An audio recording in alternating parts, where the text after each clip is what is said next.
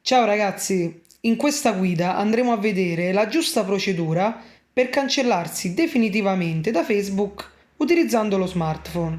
Una volta aperta l'app ed esserci loggati col nostro profilo, andiamo nelle opzioni in alto a destra e scendiamo fino ad arrivare a impostazioni e privacy e continuiamo cliccando su impostazioni. La cosa più importante da fare prima di cancellarsi dal noto social network è creare una copia di backup di tutti i nostri media e le nostre attività. E per farlo dovremo scorrere fino ad arrivare a scarica le tue informazioni, andando a scegliere se esportare i nostri file in HTML in modo da renderli più facili da visualizzare o in formato JSON in modo da renderli più facili da importare in altri servizi.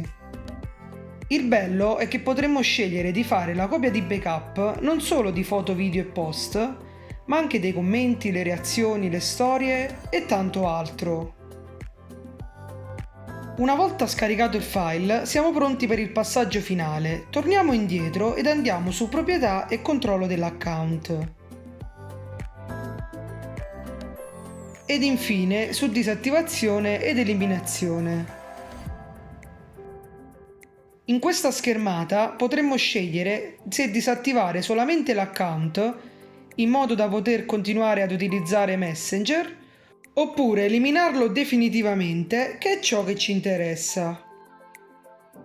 Prima di procedere con l'eliminazione, voglio ricordarvi che se siete proprietari di una pagina su Facebook e siete gli unici amministratori, dovreste nominare altri amministratori, altrimenti le pagine non saranno più disponibili. Fatto ciò, premiamo su Elimina account e confermiamo il tutto reinserendo la nostra password. Se adesso non effettuerete l'accesso al vostro profilo per 30 giorni, avrete cancellato così l'account correttamente e completamente.